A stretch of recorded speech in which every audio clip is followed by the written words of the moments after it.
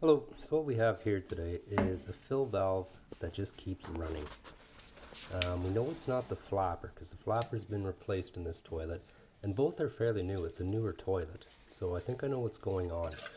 Um, you can do this before you replace your fill valve. Try this first. You may not have to replace it. So what I'm going to do is take the top off.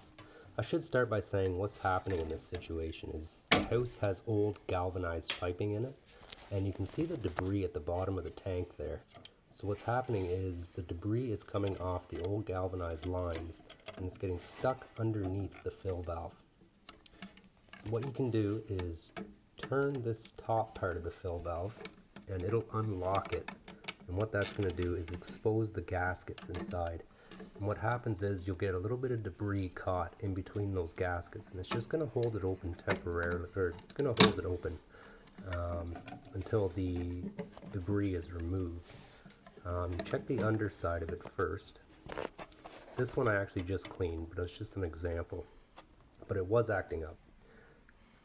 And then you want to check the inside too to make sure there's no debris in there. Short of replacing the galvanized lines, this is pretty much all we can do right now. What you can also do is turn the toilet on ever so gently. You don't just want to open it up. And what that'll help do is flush out any debris that could be caught in this fill valve. So once you've inspected it and you're sure there's no debris, just go ahead and put it back together how you took it apart. Now these are just a quarter turn lock, and you got to find where it goes.